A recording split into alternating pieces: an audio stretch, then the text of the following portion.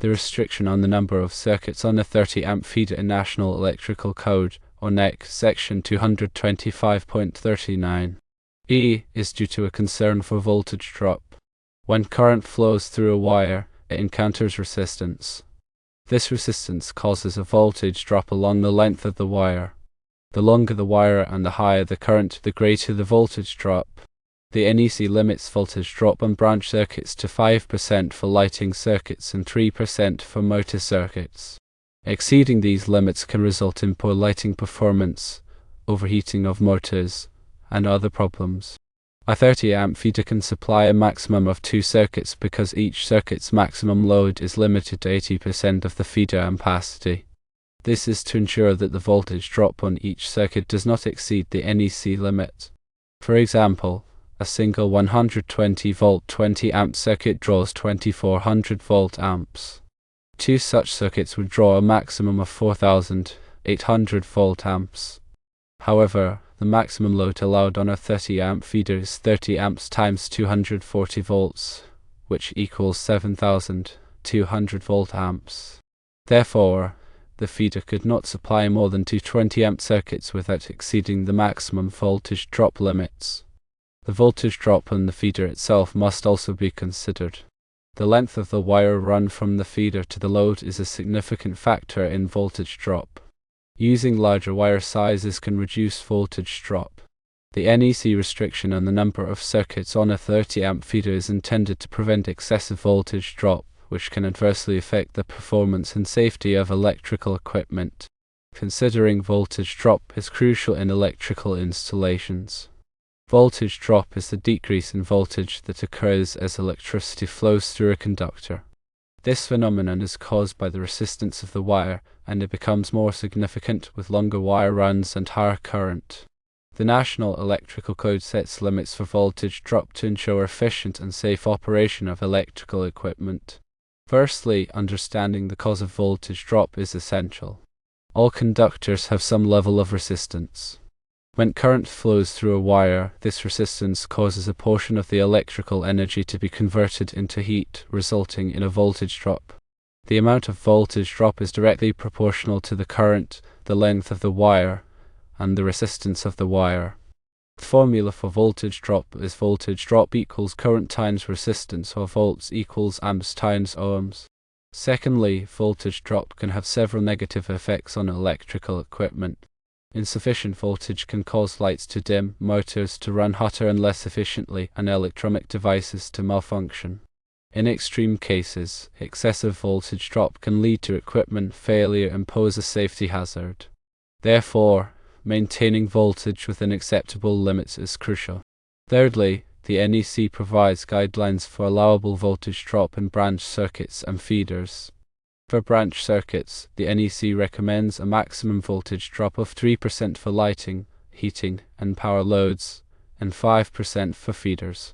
These limits are specified in informational notes within the NEC, such as Note 4 to Section 210.19, 8.1 for branch circuits, and Note 4 to Section 215.2, 8.1 for feeders.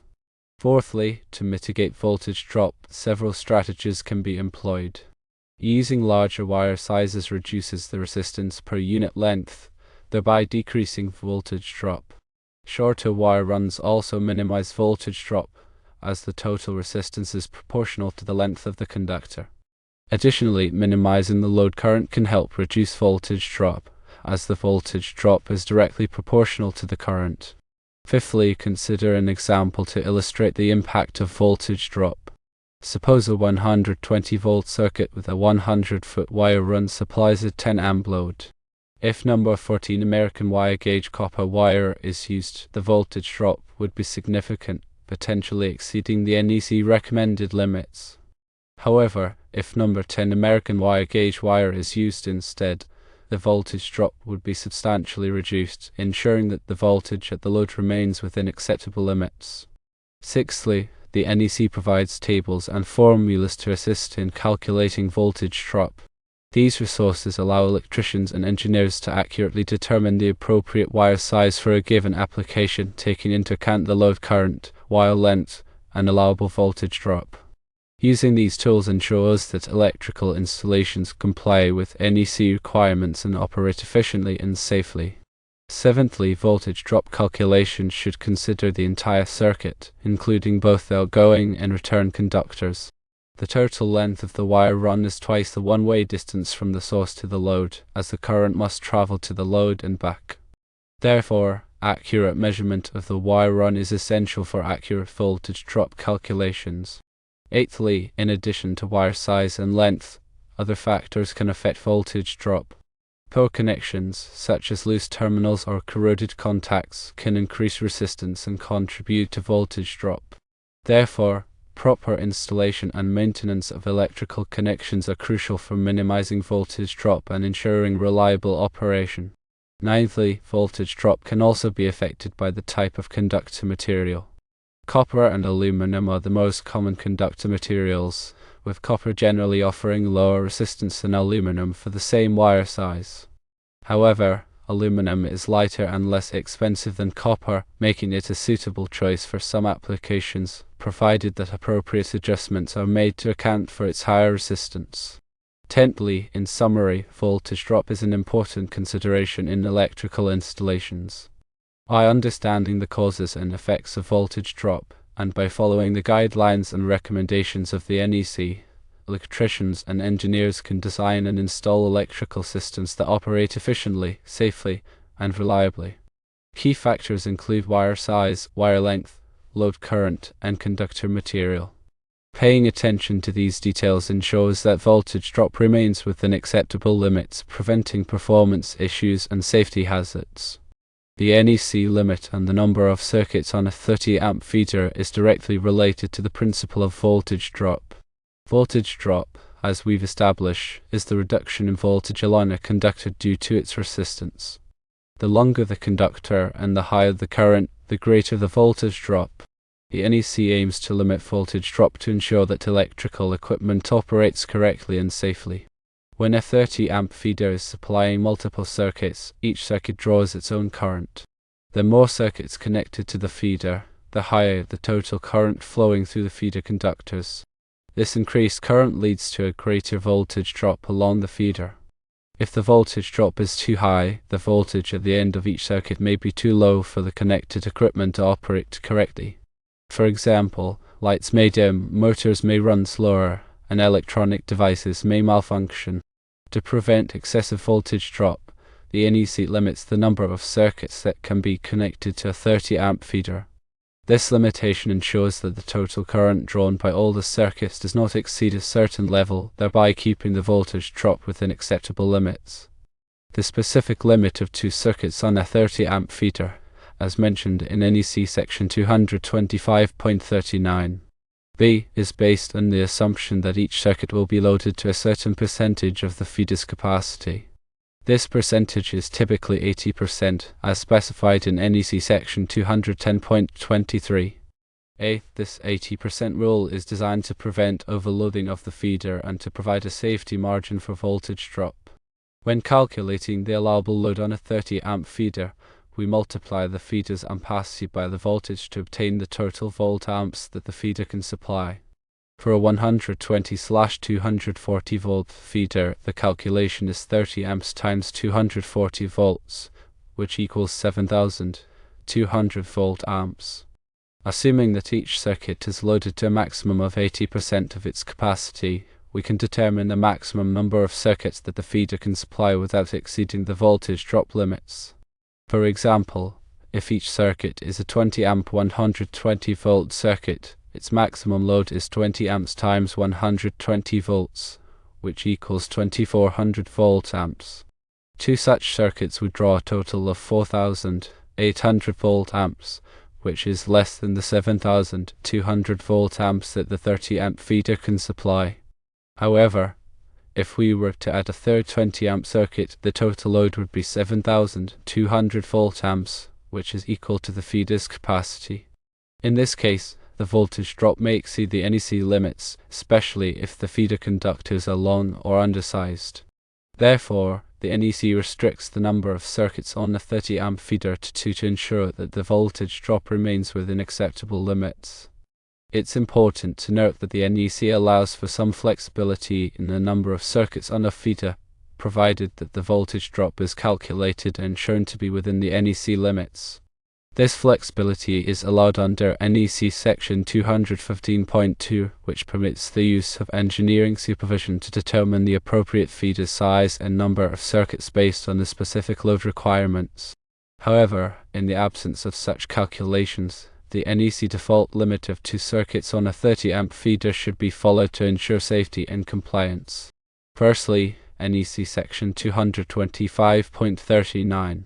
This specifically addresses the number of circuits permitted on a feeder supplying outside branch circuits. It states that for a feeder rated 30 amps or less, only 2 two-wire branch circuits can be supplied. This provision is in place to prevent overloading the feeder and to minimize voltage drop, ensuring safe and efficient operation of the connected loads. Secondly, the rationale behind this restriction is rooted in the potential for excessive voltage drop. As current flows through a conductor, a voltage drop occurs due to the conductor's resistance. The longer the conductor and the higher the current, the greater the voltage drop. If the voltage drop is excessive, it can cause lights to dim, motors to run slower, and other equipment to malfunction. The NEC sets limits on voltage drop to prevent these issues. Thirdly, the NEC recommends that the voltage drop on branch circuits should not exceed 3% for lighting, heating, and power loads, and 5% for feeders. These limits are specified in informational notes within the NEC, such as Note 4 to Section 210.19, 8.1 for branch circuits, and Note 4 to Section 215.2, A1 for feeders. By limiting the number of circuits on a 30-amp feeder, the NEC helps to ensure that the voltage drop remains within these acceptable limits. Fourthly, to illustrate this point, consider a scenario where a 30-amp feeder supplies 3 20-amp circuits. If each circuit is fully loaded, the total current draw on the feeder would be 60 amps, which exceeds the feeder's ampacity. This would not only overload the feeder but also cause a significant voltage drop, potentially damaging the connected equipment. Fifthly, by limiting the number of circuits to 2, the NEC reduces the likelihood of overloading the feeder and exceeding the voltage drop limits. Even if both circuits are fully loaded at 20 amps each, the total current draw would only be 40 amps, which is within the feeder's capacity. Sixthly, it's important to note that the NEC does allow for some flexibility in this regard. If the load calculations demonstrate that the voltage drop will remain within acceptable limits, it may be possible to supply more than 2 circuits from a 30-amp feeder. However, this requires careful consideration of the load characteristics, conductor size, and circuit length. Seventhly, in some cases, it may be more appropriate to install a larger feeder to supply the desired number of circuits. For example, if it's necessary to supply 4 20-amp circuits, a 60-amp feeder would be required to accommodate the increased load. Eighthly, when determining the appropriate feeder size, it's also important to consider any future expansion plans. If there's a possibility that additional circuits will be added in the future, it's wise to install a feeder that is large enough to accommodate these future loads. Ninthly, in addition to the number of circuits, the NEC also regulates the type of loads that can be connected to a feeder. Certain types of loads, such as motors and heating equipment, may require additional overcurrent protection and may be subject to more stringent voltage drop requirements. Tenthly, therefore, it's essential to consult the NEC and to work with a qualified electrician to ensure that all electrical installations comply with the applicable codes and standards. By following these guidelines, it's possible to design and install electrical systems that are safe, reliable, and efficient. The NEC restriction on the number of circuits on a 30-amp feeder is a safety measure designed to prevent overloading and excessive voltage drop. While it may seem restrictive, it's based on sound engineering principles and helps to ensure the safe and reliable operation of electrical equipment. While the initial limitation of 2 circuits on a 30-amp feeder might seem restrictive, it's rooted in fundamental electrical engineering principles focused on safety and optimal performance. Let's delve deeper into the underlying reasons and explore potential exceptions. Firstly, the primary concern driving this limitation is voltage drop. As current traverses a conductor, resistance inherently causes a voltage drop. This drop is directly proportional to the current's magnitude and the conductor's length. Exceeding acceptable voltage drop thresholds can lead to various issues, including diminished lighting brightness, inefficient motor operation, and potential damage to sensitive electronic equipment. Secondly, the National Electrical Code establishes recommended voltage drop limits. For branch circuits, a maximum of 3% voltage drop is advised for lighting, heating, and power applications, while feeders should ideally maintain voltage drop below 5%. These recommendations, found in informational notes within the NEC, aim to ensure efficient and reliable operation of connected devices. Thirdly, a 30-amp feeder's capacity must be carefully considered. A 30-amp feeder operating at 240 volts provides a total capacity of 7,200 volt amps. This capacity must be distributed among the connected circuits. To prevent overloading and maintain safety margins, the NEC typically limits continuous loads to 80% of the feeder's rating as outlined in section 210.23. Fourthly, consider a scenario where each circuit is rated at 20 amps and 120 volts, consuming 2400 volt amps. Two such circuits would draw a combined 4800 volt amps comfortably within the 30 amp feeder's 7200 volt amp capacity. However, adding a third 20 amp circuit would push the total load to 7200 volt amps, potentially exceeding the 80% limit and increasing the risk of excessive voltage drop. Fifthly, it's crucial to perform voltage drop calculations. The NEC permits exceeding the 2-circuit limit if voltage drop calculations demonstrate compliance with recommended limits. These calculations must account for conductor length, ampacity, and load characteristics. Engineering supervision, as mentioned in section 215.2, is often required to ensure accuracy and safety. Sixthly, factors influencing voltage drop calculations must be accounted for. Conductor material plays a significant role, with copper generally exhibiting lower resistance than aluminum. Wire gauge, or cross-sectional area, directly affects resistance, with larger gauges offering lower resistance and reduced voltage drop. Circuit length is also a critical factor, as longer runs inherently experience greater voltage drop. Seventhly, upsizing conductors can mitigate voltage drop. Increasing the wire gauge reduces resistance, thereby minimizing voltage drop. This approach is particularly beneficial for long circuit runs or when serving sensitive equipment that requires stable voltage.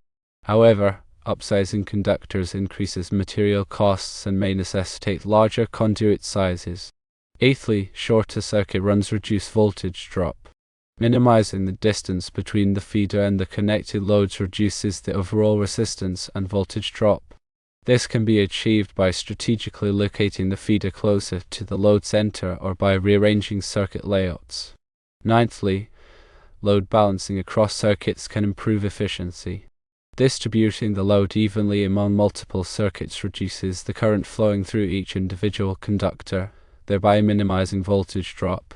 This approach requires careful planning and load analysis to ensure equitable distribution. Tenthly, consulting a qualified electrician is crucial. Electrical work should always be performed by licensed and experienced electricians who are familiar with the NEC and local codes. They can accurately assess load requirements, perform voltage drop calculations, and recommend appropriate wiring solutions to ensure safety and compliance. In summary, the NEC 2-circuit limitation on 30 amp feeders is primarily driven by voltage drop considerations. While this limitation can be circumvented through careful calculations and engineering supervision, adhering to the recommended guidelines ensures safe and efficient operation of electrical systems. Always prioritize safety and consult with qualified professionals when working with electricity.